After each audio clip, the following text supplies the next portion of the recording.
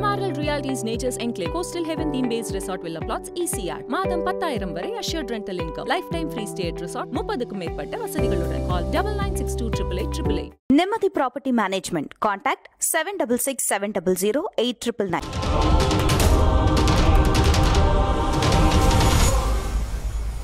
தலைவர் உள்ளிட்ட இந்த அவைக்கு என்னுடைய வணக்கங்கள். தலைமையில் தொடங்கி இந்த புத்தகத்தை எழுதியிருக்கக்கூடிய பேராசிரியர் ஜகவர்நேசன் வரைக்கும் வெறும் மனிதர்களாகவோ கல்வியாளர்களாகவோ இல்லாமல் தான் எந்த சமூகத்தில் பிறந்தோமோ அந்த சமூகத்தில் போய் ஊடாடி மக்களுடைய உணர்வுகளை புரிந்து கொண்டவர்கள். அதை தலைமை உரையில தலைவர் பேசினதிலிருந்தே நீங்க உணர்ந்திருக்கலாம். அதே உணர்வு உங்களுக்கு அறிவீட்டலும் அறிவூட்டலும் சனாதானத்தால் சிதைந்த அறிவு பண்பு என்கின்ற இந்த நூலை வாசிக்கும் போதும் உங்களால் உணர முடியும். ரெண்டு பேருமே படிக்கிற காலத்திலிருந்தே மக்களோடு பணியாற்றியவர்கள். படித்து முடித்த பிறகு வேலை தேடக்கூடிய காலத்தில் கூட அவர்கள் மக்களோடு ஊடாடியவர்கள். வேலை தேடி பொருளீட்டிய பிறகு அந்த பொருளை பயன்படுத்தி மக்களோடு இயக்கங்கள் கட்டியவர்கள். எனவே இந்த நிலையில இருந்துதான் அவர் தலைவர் ஒரு நிறுவனத்தின் தலைமை பொறுப்பிலேயோ இன்றைக்கு ஒரு நிறுவனத்தின் தலைமை பொறுப்பிலோ இருக்கிறதுக்கோ இந்த நிலைக்கு வந்திருக்காங்கன்னா இவ்வளவு அனுபவத்தோடு தான். அதே போல்தான் பேராசிரியர் ஜகவர்நேசனும் பல நாடுகளில் கல்வி கற்றும் பணியாற்றியும் அனுபவம் பெற்றதோடு இந்தியாவில் தமிழ்நாட்டில் ஒரு தனியார் பல்கலைக்கழகத்தினுடைய துணைவேந்தராக பொறுப்பு வகித்திருக்கிறார். அந்த ஓராண்டு அந்த தனியார் பல்கலைக்கழகத்தினுடைய செயல்பாட்டை பற்றிய நேரடியான கள அனுபவம். அதே போல கர்நாடக மாநிலத்தில் அரசு உதவி பெறும் பல்கலைக்கழகத்தின் பாரம்பரியமான ஒரு 60 ஆண்டுகள் பழமை வாய்ந்த ஒரு பல்கலைக்கழகத்தின் துணைவேந்தராக இருந்திருக்கிறார். அதுவும் சேலஞ்சிங் டைம்ஸ்ல NEP 2020 இம்ப்ளிமெண்டேஷனுக்கு வரக்கூடிய அந்த காலகட்டத்தில் ஒரு சேலஞ்சிங் ஒரு சவால் மிக்க ஒரு தருணத்தில் அவர் துணைவேந்தராக பணியாற்றி இருக்கும் பொழுது ஒரு அரசு இயந்திரம் எவ்வாறு பணி செய்கிறது, அந்த அரசு இயந்திரத்தின் ஒரு பகுதியாக இருக்கக்கூடிய பல்கலைக்கழகம் எவ்வாறு பணியாற்றுகிறது, அந்த பல்கலைக்கழகத்திலே ஒரு பொறுப்பு மிக்க ஒருவர் இருக்கிறானால் அவரால் என்னென்ன சவால்களை எதிர்கொள்ள வேண்டிய அவசியம் இருக்கும் ஆகிய அனுபவங்கள் அவருக்கு இருக்கிறது. இத்துணை அனுபவங்களும் தான் அவரை இந்த அறிவீட்டலும் அறிவூட்டலும் சனாதானத்தால் சிதைந்த அறிவு பண்பு என்கின்ற இந்த நூலை எழுத வைத்திருக்கிறது. எழுத தூண்டி இருக்குன்னு நான் சொல்ல மாட்டேன், எழுத வைத்திருக்கிறது. எனக்கு இருக்கிற ஒரே சிக்கல் என்னன்னா இந்த மேடையில நான் ஒரு ஆட் மேன். காரணம் என்னன்னு கேட்டா நான் ஒரு பிளாட்ஃபார்ம். ஒரு பெரிய அறிவுஜீவி கிடையாது, பெரிய அறிவார்ந்த மக்களோடு பழகினது கிடையாது. நான் பழகிறதுலாம் சாதாரணமாக மேடை போடுறவங்க, சவுண்ட் சர்வீஸ் வைக்கிறவங்க, ஆட்டோ ஓட்டுறவங்க, மீன் பிடிக்கிறவங்க, இவ்வளவுதான் என்னோட லெவல். இவங்களுடைய உணர்வை தாண்டி இவங்களுடைய கஷ்டங்களை தாண்டி அதுக்கு மேலெல்லாம் தத்துவ விசாரணை எல்லாம் செய்யற அளவுக்கு எனக்கு பொறுமை இல்லை, வயசும் இல்லை, முடிஞ்சிருச்சு. 60 வயசு தாண்டிடுச்சு. சரியா? இனி பாடியை கொண்டு போய் ஒப்படைச்சா முடிஞ்சிருச்சு, அவ்வளவுதான்.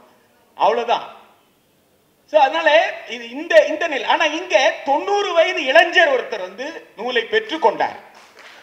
60 வயது 80 ஆண்டுல அவர் என்ன சொல்றாருன்னா, நான் அச்சுதானந்தத்தை விட 12 வயசு சின்ன வேண்டேன், நல்ல கண்ணுவை விட 10 வயது சின்ன வேண்டேன். அப்படிப்பட்ட இளைஞர்கள் இந்த மேடையில இந்த நூலை பெற்றுக்கொண்டு உரையாற்றி இருக்கிறார்கள். எனவே மிகவும் வலுவான கருத்து பொழிவை 2 கருத்தாளர்கள் இங்க இந்த நூலுடைய திறனாய்வுல யோகராஜன் அவர்களும் நம்முடைய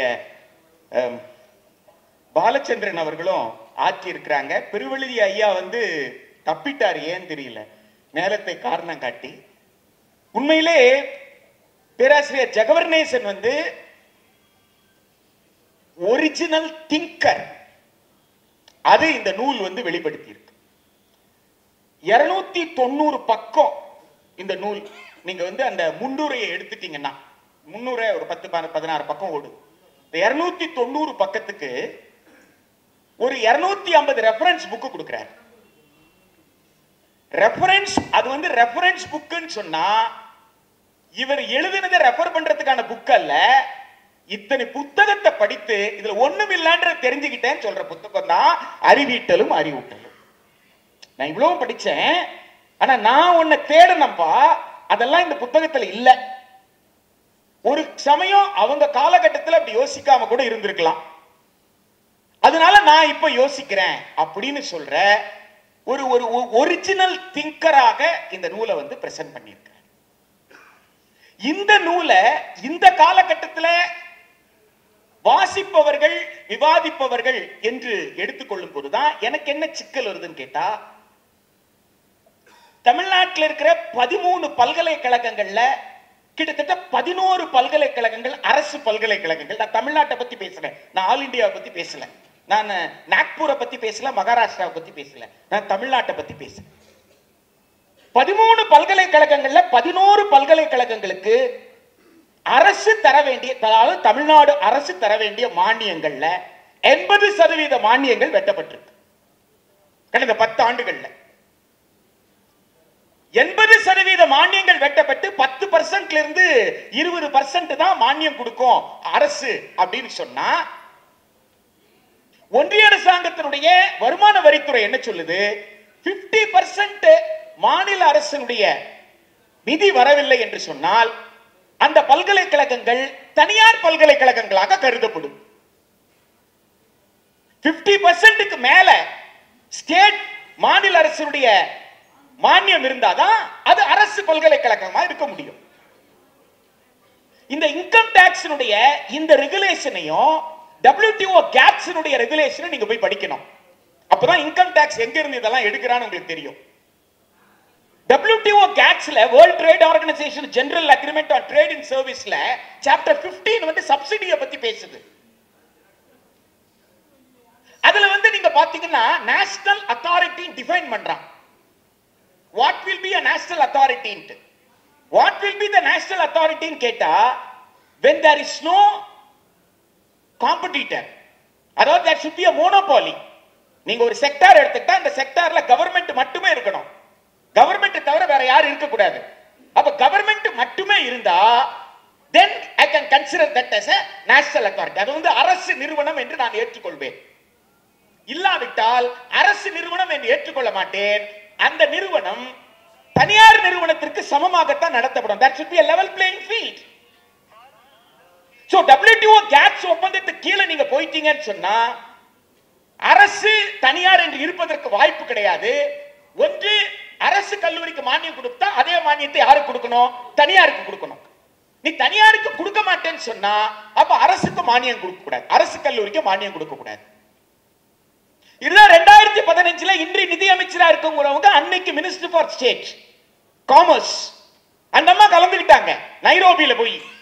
இப்ப என்ன கொடுத்துட்டு வந்தாங்க? அது அன்னைக்கு தேதி வரைக்கும் ஆஃபர் ஸ்டேஜில் இருந்தது. ஆனா பிட்வீன் 2015 and 2017 ஆஃபர்ல இருந்து எத்தனை வந்து அக்ரிமெண்டா மாறிச்சு நமக்கு தெரியாது. there is no parliamentary discussion, cabinet discussion. அப்படி ஏதாவது நடந்திருந்தா வெளியில வந்திருக்கும். நாடாளுமன்றத்தில் விவாதம் நடக்கல, தெரியாது. அது ஒப்பளிப்புகள் என்பது ஒப்பந்தங்களாக மாறிவிட்டு இருந்தால் நீங்கள் அந்த ஒப்பந்தத்தை மீறி எதையுமே செய்ய முடியாது. அப்படி என்றால் இந்தியாவை அடகு வைத்திருக்கிறோம் அர்த்தம். WTO GATS கீழே நீங்க சாதாரணமா நீங்க பார்க்க முடியாது. WTO GATS கீழே அமெரிக்காவில் இருக்கக்கூடிய பேராசிரியர்கள் ஏன் போராடுறான்? USA இருந்து நம்ம தான் சொல்றோம் அவனே ஒரு இம்பீரியலிஸ்ட் கண்ட்ரின்னு சொல்றோம். அப்ப இம்பீரியலிஸ்ட் கண்ட்ரியில் இருக்கக்கூடிய ஒரு ப்ரொஃபஸரும் ஒரு ஸ்டூடெண்ட்டும் WTO GATSல என் நாடு கையெழுத்து போடக்கூடாதுன்னு சொல்றாங்க. ஏன் சொல்றாங்க? யூரோப்ல நார்தர்ன் யூரோப் எல்லாமே வெல்தி தான். இங்கிலாந்து இருக்கு, பிரான்ஸ் இருக்கு, ஜெர்மன் இருக்கு. அந்த யூரோப்பியன் யூனியன் அத்தனை பேரும் சேர்ந்து அவங்க நாடுகள்ல கையெழுத்து போட்டாதேன்னு சொல்றாங்க. ஏன் சொல்றாங்க? தெளிவா சொல்லியிருக்காங்க. ஜாயிண்ட் டிக்ளரேஷன் எடுத்து படிச்சு பாருங்க, அக்ரா டிக்ளரேஷன் எடுத்து படிச்சு பாருங்க. அதுல சொல்றாங்க WTO GATS treats education as a commodity. There is already internationalization இருக்கு. ஒரு நாட்டுல இருந்து இன்னொரு நாட்டுக்கு போயிட்டு தான் இருக்காங்க. புதுசா ஒண்ணு இன்டர்நேஷனலைசேஷன் வர போறது இல்ல. ஆனா WTO கேட்ஸ் கீழ வரக்கூடிய internationalisation, it is not internationalization of education, but it is treating education as a commodity. அதுதான் basic difference. அப்போ when you treat education as a commodity, what happens? The student becomes a consumer and the institutions become service providers. So where there is scope for education. கல்வியை பற்றி எங்கே இந்த உரையாடல் இருக்கு? நுகர்வுக்கான ஒரு பண்டம், அந்த நுகர்வுக்கான பண்டத்தை நுகர்வதற்காக ஒருவர் வருகிறார், நுகர்வுக்கான பண்டத்தை கொடுக்க இன்னொருத்தர் இருக்கிறார் தயாரா. there is a service provider, there is a consumer, there is no education at all. அதுதான் WTO GATS. the WTO GATS நீங்க எடுத்து படிச்சு பாத்தீங்கன்னா நீங்க இந்த நேஷனல் எஜுகேஷன் பாலிசி 2020 என்ன செய்யுதுன்றது உங்களுக்கு நன்றாக தெரியும்.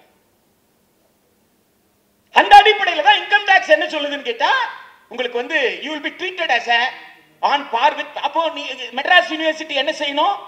மெட்ராஸ் யூனிவர்சிட்டி கர்வமா இருந்தது. என்ன கர்வத்தில் இருந்த? சிவி ராமனுக்கு டிகிரி கொடுத்தவன்டா நான்ன்ற கர்வம். சரியா? படிக்கட்டு ஏறினீங்கன்னா வை தாமோதரம் பிள்ளை இருப்பார். வை தாமோதரம் பிள்ளையோட யூனிவர்சிட்டியா இது அப்படின்னு கர்வத்தில் இருந்தது. இன்கம் டாக்ஸ்கார என்ன சொல்லிட்டான்? அது வை தாமோதரன் பிள்ளையா இருந்தா எனக்கு என்ன, சிவி ராமனா இருந்தா எனக்கு என்ன, இன்கம் டாக்ஸ்ல எக்ஸம்ஷன் வாங்கினியாடான்னு கேட்டான். எக்ஸம்ஷனா? நான் ஏன்டா, நான் ஸ்டேட் யூனிவர்சிட்டி, நான் எதுக்குடா எக்ஸம்ஷன் வாங்கணும்? அதான் உங்க கவர்மெண்ட் துட்டே கொடுக்கல. அப்ப உங்க கவர்மெண்ட் துட்டே கொடுக்கலன்னா யார் துட்டு கொடுத்தாங்க? அங்க படிக்கிற ஸ்டூடெண்ட்ஸ் கொடுத்தாங்க. ஃபீஸ் முடிஞ்சு போச்சா கதை? You are not a national entity ன்னு வந்துருச்சா? யோசிச்சு பாருங்க. அப்ப எங்க இருந்து எங்க வருது? அப்ப இது NEP 2020 சம்பந்தப்பட்ட விஷயமா? NEP 2020 முழுசா படித்த ஒரே மனிதர் இந்தியாவிலே நம்ம RN ரவி தான். ஏன்னா இன்டெலிஜென்ஸ் பியூரோனுடைய டைரக்டரா இருந்தவர், வெரி இன்டெலிஜென்ட் பர்சன். அதனாலதான் அவர் தெளிவா என்ன சொன்னாருன்னா, NEP 2020 நீங்க படிக்காமலே பேசிட்டு இருக்கீங்கன்னு பேசின ஒரே ஆள் அவர் தான். நானும் அதிர்ந்து போயிட்டேன், என்னடா இப்படி பேசுறேன். அப்புறம் தான் புரிஞ்சது அவர் ஒருத்தர் தான்டா கரெக்டா பாயிண்ட் பிடிச்சிருக்காருன்ட்டு. ஏன் அவர் சொல்றாருன்னா, நீ என்ன சொல்லணும்? கல்வியை பற்றியே பேசாத ஒரு ஆவணத்தை நான் எப்படி கல்விக் கொள்கை என்று ஏற்றுக்கொள்வேன் தானே சொல்லியிருக்கணும். நீ என்ன சொன்ன? கல்விக் கொள்கை 2020 நிராகரிக்கிறேன்னு சொன்ன. Reject NEP 20. கல்வியை பற்றி பேசாத ஆவணத்தை நீங்க இத்தனை பேர் சேர்த்துக்கிட்டு கல்விக் கொள்கையை நிராகரிக்கிறோம் சொல்லிட்டு இருக்கிறீங்களே. அப்ப கல்வியை பற்றி பேசாத ஒரு ஆவணம் தான் NEP 2020 கண்டுபிடிச்ச ஒரே ஆளு ex-IPS RN ரவி, வேற யாரும் கிடையாது. நாம கூட என்ன நினைச்சிட்டு இருந்தோம், NEP 2020 ஏதோ கல்வியை பத்தி பேசுறோம் போல. 66 பக்கத்துல ஒரு பேராகிராஃப் கல்வியை பத்தி பேசுதா? சொல்லுங்க பார்க்கலாம். இப்போ அந்த சிக்கல் எங்க இருந்து வந்துருச்சு? இப்போ 11 பல்கலைக்கழகங்களுக்கு இன்றைக்கு நிதி இல்ல. அப்போ இன்றைய முதலமைச்சர் என்ன செய்யணும்? கர்ம வீரர் காமராஜர் மாதிரி தெருவுக்கு இறங்கி பிச்சை கேட்கணும். இன்னைக்கு இருக்கிற தொடக்க பள்ளியில இருந்து உயர்கல்வி வரைக்கும் இன்னைக்கு நிக்குதுன்னு சொன்னா கர்ம வீரர் காமராஜர் எடுத்த பிச்சை. சும்மா இல்ல, பிச்சை எடுத்துதான் ஸ்கூல் நடத்தினார், பிச்சை எடுத்துதான் காலேஜ் நடத்தினார். சரியா? எதுக்கு இப்போ 30,000 கோடி நான் போன வருஷம் ஒதுக்கினா இந்த வருஷம் 1 லட்சம் கோடி ஒதுக்கு. அதுக்கு என்ன செய்ய முடியும்? அதுக்கு தான் நிதி அமைச்சர், அதுக்கு தான் நிதி செயலாளர். போன வருஷத்தை விட 2 கோடி கூடுதலா கொடுத்தேன் இல்ல. இன்னைக்கு இருக்கிற அக்யூமுலேட்டட் சிக்கல் என்ன? these are the practical difficulties. இன்னும் 2 மாசத்துல சட்டமன்றம் 6ஆம் தேதி சட்டமன்றம் கூட போகுது. அடுத்து நிதிநிலை அறிக்கை தாக்கல் செய்ய போறாங்க. அதுல என்ன நடக்க போய் மெட்ராஸ் யூனிவர்சிட்டி நான் காப்பாற்ற முடியுமா? காப்பாற்ற முடியாது. அந்த வழியில நிக்கிறேன். இதை எனக்கு ஆட்டோ டிரைவர் கேட்டது. என் பிள்ளைக்கு சீட்டு வாங்க சார், எப்படி சார்? 1000 ரூபாவா, 2000 ரூபாவா, இல்ல 20,000 ரூபாவா? அப்ளை பண்ணலாமா வேணாமா சார்? அப்போ ஆட்டோ டிரைவரோட நான் டயலாக் வச்சிட்டு இருக்கும் பொழுது என்னால் அதை தாண்டி இந்த மெய்யியலை பற்றி பேசக்கூடிய அறிவூட்டலும் அறிவீட்டலும் சிந்திக்க முடியல. அவ்வளவுதான் விஷயம். சரியா? அந்த கருவாடு கடையில போயிட்டு கருவாடு வாங்கும் பொழுது, ஐயா எனக்காக கட்டின காலேஜ் நினைச்சேன் குவீன் மேரிஸ், நாளைக்கு இருக்குமா இருக்காதான்னு அந்த மீன்பிடி தொழிலாளி கேட்கும் பொழுது அந்த மீன்பிடி தொழிலாளி கிட்ட நான் என்ன பதில் சொல்றது? என்னோட பிராக்டிகல் டிஃபிகல்ட்டி.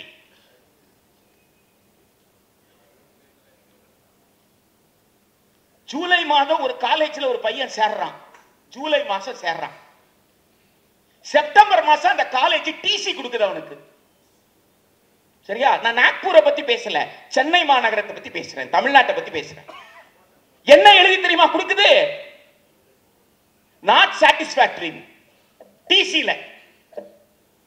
ஏண்டா 1ஆம் கிளாஸ்ல இருந்து 12ஆம் கிளாஸ் வரைக்கும் சாட்டிஸ்ஃபைடா இருந்திருக்குது. உன் காலேஜ்ல சேர்ந்த 2 மாசத்துல நாட் சாட்டிஸ்பாக்டரி ஆயிடுச்சு. எப்படிடா? சேர்ந்தது ஜூலை, செப்டம்பர்ல இந்த நாட் சாட் யாரு கொடுத்திருக்கிற? ஒரு குடிசை பகுதியில் ஒரு ஆட்டோ ஓட்டக்கூடிய ஒரு பட்டியலினத்தை சார்ந்த மாணவன். SC/ST ஆக்ட் என்ன சொல்லுதுன்னா, ஒரு பட்டியல் மாணவனுடைய வாழ்வாதாரத்தை பறிப்பது வன்கொடுமைன்னு சொல்லுது.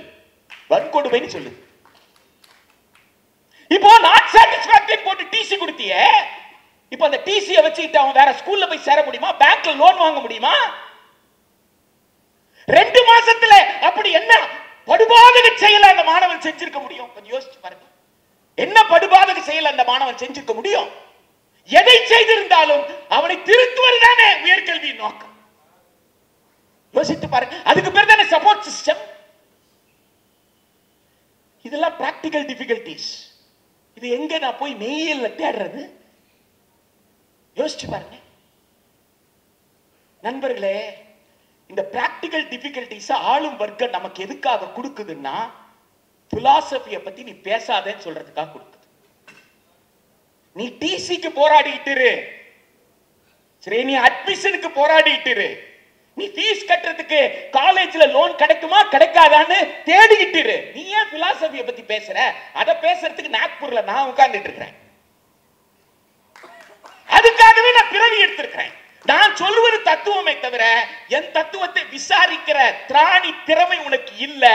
அந்த தத்துவத்தை விசாரித்ததால் தான் அம்பேத்கர் அம்பேத்கர் அம்பேத்கர் என்று சொல்வதை விட நீங்கள் கடவுளை கும்பிடுங்கன்னு சொல்ற எரிச்சல் அங்கிருந்து தான் வருது. ஏண்டா தத்துவத்தை நான் பேசுறேன், ஏத்துக்கொள்.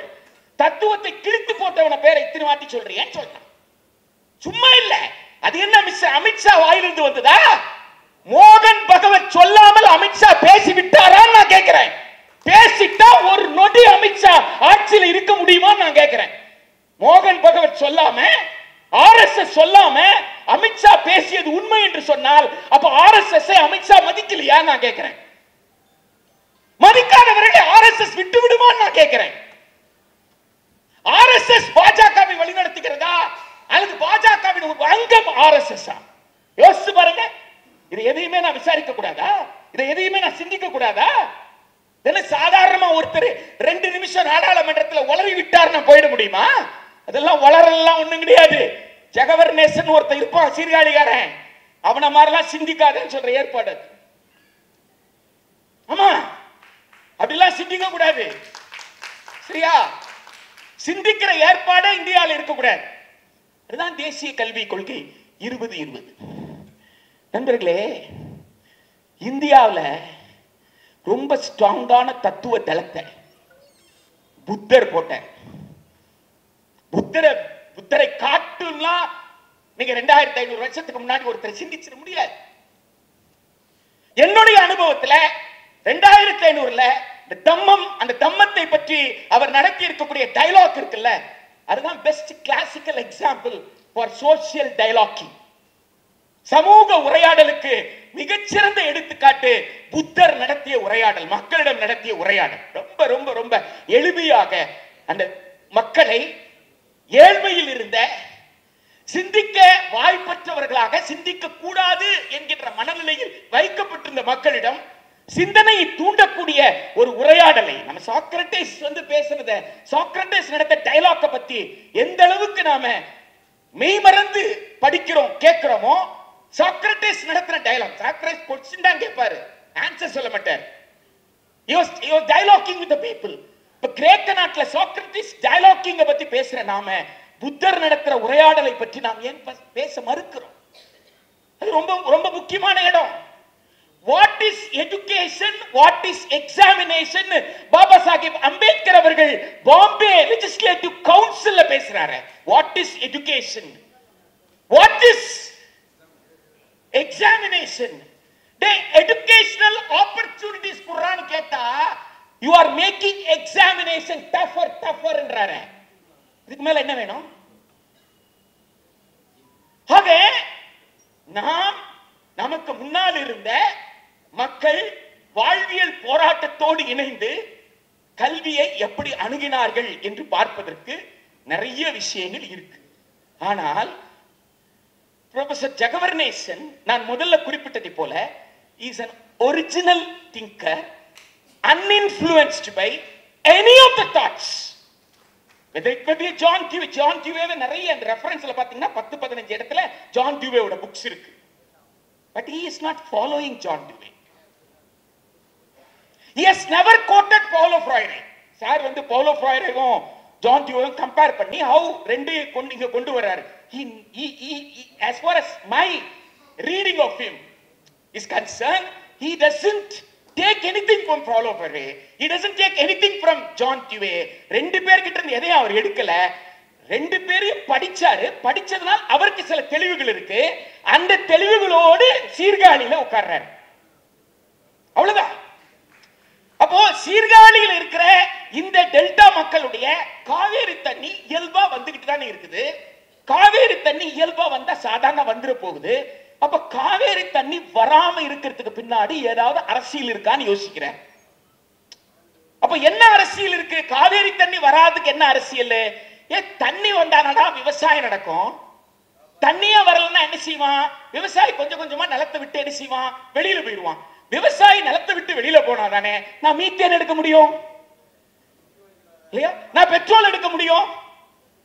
அப்போ காவேரியில் தண்ணி வருவதற்கு பின்னாடி இருக்கக்கூடிய வர்க்க அரசியல் ஒன்று இருக்குல்ல,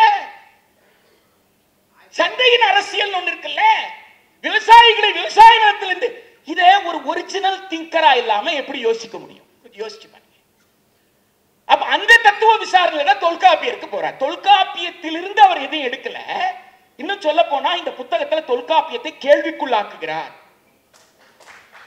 தொல்காப்பியத்தை படிக்கிறார், தொல்காப்பியத்தில் மேற்கோள் காட்டுறார்.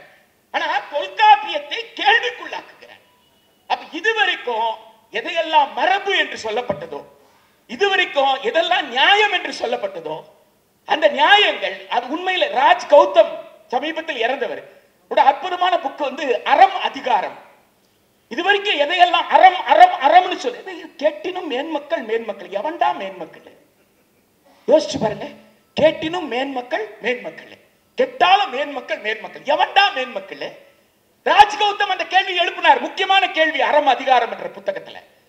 ராஜ் கௌதம் எப்படி அந்த கேள்விகளை எழுப்பினாரோ அதை போல இவரு தமிழ்நாட்டில் தமிழ் சங்க இலக்கியங்கள்ல இருக்கக்கூடிய பல்வேறு கூறுகளை எடுத்து அந்த கூறுகளை ஆய்வு செய்கிறார். நான் இங்கே வந்திருக்கக்கூடியவர்கள், இந்த அரங்கத்தில் இருக்கக்கூடியவர்கள், அது மேடையில் இருந்தாலும் சரி, முன்னே உட்கார்ந்து இருந்தாலும் சரி, அது கடைசி வரிசையில் இருக்கிற வரைக்கும் பலரையும் எனக்கு நன்றாக தெரியும். எல்லோருமே ஆழ படித்த நபர்கள் தான் இந்த அரங்கத்தில் உட்கார்ந்துட்டு இருக்காங்க. மிகச்சிறந்த சமூகத்தை சிந்திக்கும் கல்வியாளர்கள் தான் இந்த அவையில் உட்கார்ந்துட்டு இருக்காங்க. சமூகத்தை நேசிக்கிற, சமூகத்தின் மீது அக்கறை கொண்ட, இந்த கூட்டத்தில் மூலமாக ஏதாவது சின்ன வெளிச்சம் கிடைக்குமா என்ற தேடலில் தான் உட்கார்ந்திருக்கிறேன். இவருடைய புத்தகத்தை படிக்கணும்னா சாதாரணமா ஷேக்ஸ்பியரை வந்து தி டெம்பஸ்ட்ல இருந்து ஆரம்பின்னு சில டீச்சர்ஸ் சொல்லுவாங்க. ஏன்னா அதான் இருக்குல்ல ரொம்ப சின்ன பிளே. அதுபோல இவரது இன் சர்ச் ஆஃப் எஜுகேஷன், கல்வியை தேடின்னு ஒரு புத்தகம். அந்த கல்வியை தேடின்ற புத்தகத்தை படிச்சுட்டு கூட இதை படிக்கலாம். பெடகாஜி ஆஃப் தி அப்ரஸ்ட் அப்படின்னு எழுதுனதுல 3rd சாப்டர் படிச்சாதான் மற்ற சாப்டர் எல்லாம் புரியுதுன்னு சொல்லுவாங்க. 3rd சாப்டர் ரொம்ப டிஃபிகல்ட்னு சொல்லுவாங்க. எதுக்கு எடுத்த உடனே டிஃபிகல்ட் சாப்டர் படிக்கிறீங்க? லைட்டர் சாப்டர் படிச்சிருங்களேன். அப்ப you can come very closer with the author. அதனால இது இட்ஸ் a ஒரிஜினல் திங்கர்ன்றதுனால the style is original and the words are original. அவ்வளவுதான். அவருடைய எழுத்து நேர்மையாக அவர் மனதிலிருந்து வெளியே வந்திருக்கிறது. எழுத்து எப்படியோ அதுபோல் தான் அவருடைய சிந்தனையும். எனவே தமிழ் இன்றைய வரைக்கும் நிக்குதுன்னு சொன்னா அதற்கு முக்கிய காரணம் என்னன்னா அது தேவ பாஷை கிடையாது என்பதுதான். தேவ பாஷை கிடையாது. தமிழ் உழைக்கிற மக்களுடைய பாஷை, மொழி. அப்போ உழைக்கிற மக்களுடைய மொழின்றதுனாலதான் உழைக்கிற மக்கள் ஒவ்வொரு திணையில ஒவ்வொரு மாதிரி வேலை செஞ்சுட்டு இருந்திருப்பாங்கல்ல, அந்த திணையை பற்றி பெரிய டிஸ்கஷன் இங்க இருக்கு.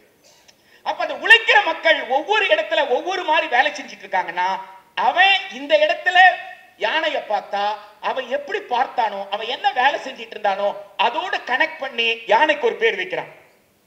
இன்னொரு இடத்துல பார்த்தவன் தன் தொழிலை சார்ந்து இன்னொரு பேர் வைக்கிறான். அப்ப யானைக்கு பல பெயர், குதிரைக்கு பல பெயர், ஒவ்வொரு பொருள் எல்லாமே காரண பெயரா இருக்கு. அந்த காரண பெயர் எங்க? உழைப்பிலிருந்து வந்தது. எனவே உழைப்பாளி மக்களால், தொழிலாளர்களால் உருவாக்கப்பட்ட அற்புதமான மொழி தமிழ் என்பதனால் உழைக்கும் வர்க்கத்தினுடைய ஜெகவர்நேசன் அவர்கள் ஒரிஜினலா ஒரு லாங்குவேஜை நமக்கு கொடுத்திருக்கிறார். அதுதான் இங்க இருக்கிற புதிய புதிய சொல்லாடலுக்கு காரணம். என்னன்னா இதுவரைக்கும் பயன்படுத்தின சொல்லாடல் இல்லாம கொடுத்திருக்கிறார். ஒன்று. இரண்டாவது விஷயம், இதுவரைக்கும் தமிழ் சமூகத்தில் தமிழ் மொழியில அறிமுகமாகாத பல கல்வி ஆளுமைகளை இந்த புத்தகத்தின் வாயிலாக அறிமுகப்படுத்துறார். அதுதான் அந்த ரெஃபரன்ஸ் புக். வேற ஒண்ணுமே கிடையாது. ஒரு கிட்டத்தட்ட ஒரு 150 190 ரெஃபரன்ஸ் புக் ஆங்கிலத்தில் கொடுத்திருக்காருன்னா ஒரு 15-16 பக்கத்துக்கு போற ரெஃபரன்ஸ் அங்க இருக்குன்னு சொன்னா அது எதுக்காகன்னா இவ்வளவு பேர் இங்கிலீஷ்ல எழுதி இருக்கிறாங்க. அந்த புத்தகங்கள் பதிப்பிக்கப்பட்டிருக்கு, இந்த காலகட்டத்தில் பதிப்பிக்கப்பட்டிருக்கு.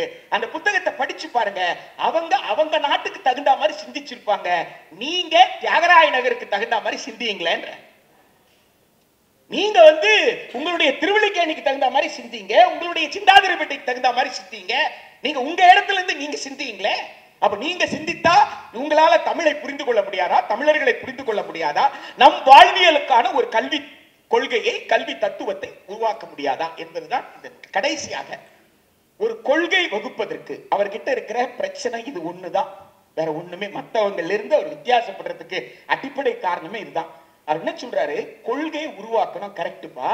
கொள்கைக்கு ஒரு தத்துவம் வேண்டாமான்னு கேட்கிறார். சரியா? இப்ப தெரியுதுங்களா நான் ஆடு மேன் சொன்னதுக்கான காரணம்? சரியா? நான் ஹார்ட் அட்டாக்ல இருக்கிறேன். டாக்டர் என்ன செய்யணும்? ரத்தம் எப்படியாவது ஹார்ட்டுக்குள்ள போறதுக்கு ஏற்பாடு பண்ணுமா, நான் காத்துக்கிட்டு இருக்கிறேன். இப்ப என் பக்கத்துல நின்றுட்டு, டேய் அன்னைக்கே சொன்னேன் இல்ல டெய்லி 3/4 மணி நேரம் நடக்கணும்னு சொல்லிட்டு, அன்னைக்கே சொன்னேன் இல்ல இதெல்லாம் சாப்பிடக்கூடாதுன்னு சொன்னு அப்படின்னா நான் என்ன ஆவேன்?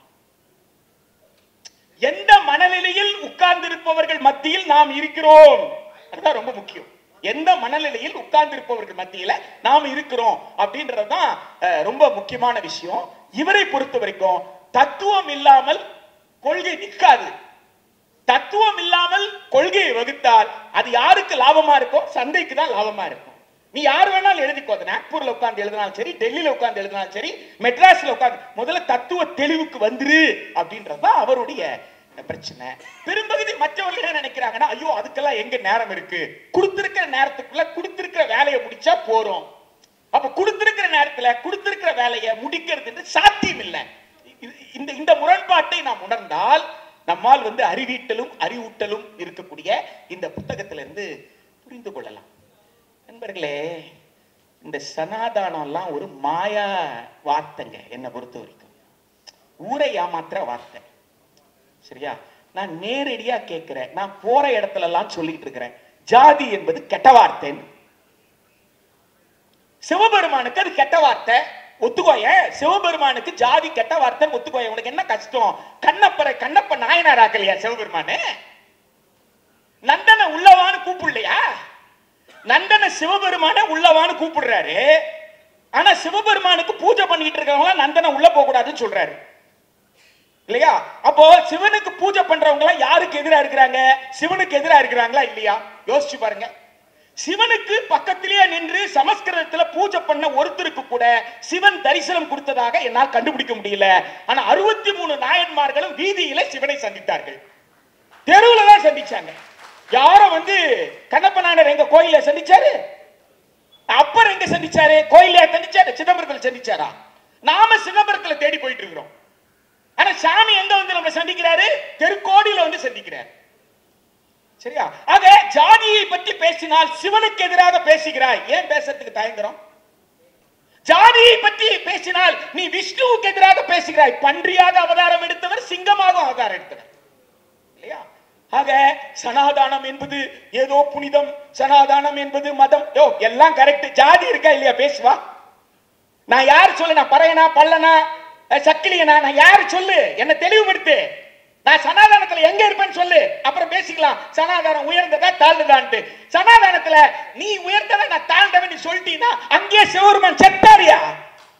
அங்கே விஷ்ணு செத்தார். சிவபெருமானும் விஷ்ணு செத்ததுக்கு அப்புறம் சனாதானம் எப்படியா வாழும்? இல்லையா? சனாதானத்தை அழித்தொழி. நீ எதை அழித்தொழிச்சிட்டு இருக்கிற? நீ கடவுள் எல்லாம் அழித்தொழித்திட்டு இருக்கிற இல்லையா? இந்த விசாரணை நடத்துவதற்கு அறிவு வேண்டும் என்று ஜெகவர்நேசன் கேட்கிறார். இந்த விசாரணை நடத்துவதற்கு அறிவு வேண்டும்பா. ஒரிஜினலா திங்க் பண்ணணும்பா. அப்ப ஒரிஜினலா திங்க் பண்ணணும்னா இந்த மண்ணுக்குன்னு சில மரபுகள் இருக்கு. அந்த மரபுகளை உள்வாங்கனா இன்றைக்கு இருக்கிற தேசிய கல்விக் கொள்கையினுடைய சூட்சமங்களை உன்னால் புரிந்து கொள்ள முடியும். மக்களுக்கான சமத்துவத்தை உருவாக்க முடியும். பேராசிரியர் கல்விமணி அவர்கள் சொன்னதை போல இது குழுவாக அமர்ந்து விவாதிக்க வேண்டிய புத்தகம், தனி மனித புத்தகம் அல்ல.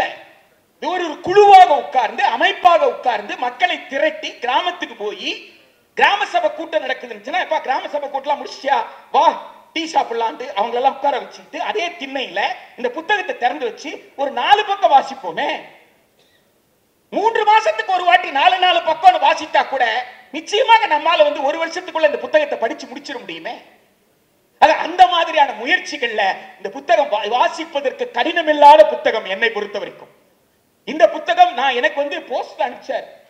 அனுப்பின 2வது நாள் அவருக்கு நான் தகவல் அனுப்பினேன். அதற்கப்புறம் இந்த வெளியீட்டு விழால கலந்துக்கணும்னு சொன்னாரு. அதற்கப்புறம் 2வது முறையாக இந்த புத்தகத்தை நான் படித்தேன். என்னை பொறுத்த வரைக்கும் சாதாரணமாக புத்தகங்கள் ஒரு கோலை படிக்கிறதுன்றது கொஞ்சம் கஷ்டம் தான். ஆனா நான் ஃபர்ஸ்ட் டைம் அவர் அனுப்பிட்ட உடனேயே நான் முழுக்க ஒரே எடுப்புல தான் நான் எடுத்ததை கையில கீழே வைக்காம படிச்சதுதான் அந்த 290 பக்கம். அதனாலதான் இன்னைக்கு வெளியிட்ட நேரத்துல நான் இல்ல. அந்த நேரத்துல இந்த புத்தகத்துல வேற புதுசா இருக்கா அப்படின்னு சொல்லி பார்த்தேன். அப்படி எதுவும் புதுசாலாம் எதுவும் கிடையாது. பைண்டிங் மற்ற விஷயங்களை இன்னும் கொஞ்சம் அக்யூரேட்டா பண்ணியிருக்கிறாங்கன்றத தவிர மற்றபடி இந்த புத்தகம் நான் 2 முறை வாசித்திருக்கிறேன். வாசிப்பதற்கு ரொம்ப கஷ்டமான புத்தகம் எல்லாம் ஒண்ணும் கிடையாது. நீங்க வாசித்தால் உடன்படுற இடம் முரண்பட இடம் உங்களுக்கு புரியும். நீங்க உடன்பட்டாலும் முரண்பட்டாலும் ஒரிஜினல் திங்கரா வருவீங்க. ஒவ்வொரு தமிழனையும் முழுமையான சுயமான சிந்தனையாளனாக மாற்றுவதற்கான முயற்சி தான் அறிவீட்டலும் அறிவூட்டலும். சனாதானத்தில் சிதைந்த அறிவு பண்பு என்பது சனாதானத்தில் சிதைந்த அறிவு பண்பு என்ன சொல்றாருன்னா, சனாதானம் உன்னை சிந்திக்க கூடாதுன்னு சொல்லுது, கர்மான்னு சொல்லுது, உன் கர்மா ஏற்கனவே தீர்மானிக்கப்பட்டதுன்னு சொல்லுது. அது தப்பு. அது சிந்தனையை சிதைக்கின்ற ஏற்பாடு. நீ சிந்திக்க பிறந்தவன், நீ மனிதன். விலங்கில் இருந்து நீ வேறுபடுகிறாய். நீ விலங்கில் இருந்து ஏன் வேறுபடுகிறார் என்றால், ஒரு விலங்கை தன்னுடைய மூதாதையை பார்த்து அந்த விலங்கு அப்படியே நடந்துக்கும். ஆடு அன்றையிலிருந்து இன்று வரை ஒரு ஆடு போய் விழுந்தால் எல்லா ஆடும் கீழே போய் விழும். ஒரு ஆடு தொப்பியை கலண்டால் எல்லா ஆடும் தொப்பியை. நீ ஆடு இல்லடா, நீ மனுஷன் தான் ஜெகவர்நேசன் சொல்ல வர்றார். அவ்வளவுதான் என்ன பொறுத்த வரைக்கும். அப்போ நீ மனிதனாக இருக்கிறோன்னு சொன்னா எல்லோரோடையும் ஒத்து போக முடியாது. நீ முரண்படதான் முடியும். எனவே இந்த அறிவீட்டலும் அறிவூட்டலுக்குள்ளே நீங்கள் முரண்படதான் முடியும். அப்படி முரண்படுவதற்காக என்னென்ன விஷயங்கள் இருக்கு தெரிஞ்சுக்கணும்னா அந்த நூலை படிக்க வேண்டாமா?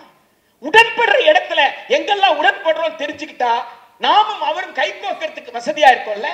எனவே உடன்பட்டாலும் முரண்பட்டாலும் வாசிக்க வேண்டிய நூல். வாங்குவோம், வாங்க வைப்போம், விவாதிப்போம். புத்தக காட்சியில அதிகமான விற்பனையான நூல் அறிவீட்டலும் அறிவூட்டலும் என்கின்ற வகையில இதை நீங்க முகநூல் மற்ற இன்ஸ்டாகிராம் இதுல எல்லாம் எனக்கு அக்கவுண்ட் கிடையாது. ஆனால் அக்கவுண்ட் இருக்கிறவங்க அத்தனை பேரும் இந்த புத்தகத்தை பற்றி பேசுங்க. அதை பார்த்து தான் நிறைய பேர் புக் ஃபேருக்கு வர்றதா சொல்றாங்க. அதனால அதுல எல்லாம் விவாதம் நடத்துங்க. இந்த புத்தகத்தை நிறைய பேர் வாசிக்க சொல்லுங்க, வாசித்து விமர்சிக்க சொல்லுங்க. வாசிப்போம், விவாதிப்போம். நமக்கான ஒரு கல்வியை நாம் வென்றெடுப்போம். நன்றி. அன்னை பர்னிச்சர்ஸ், அன்னை திருமண சீர்வரிசை பொருட்கள், டிவி, ஃபிரிட்ஜ், வாஷிங் மெஷின் உள்ளிட்ட 200க்கும் மேற்பட்ட பொருட்கள் அடங்கிய திருமண சீர்வரிசை ரூபாய் 99,000 மட்டுமே. தமிழகம் முழுவதும் இலவச டோர் டெலிவரி. தொடர்புக்கு 7550014440 9345044044.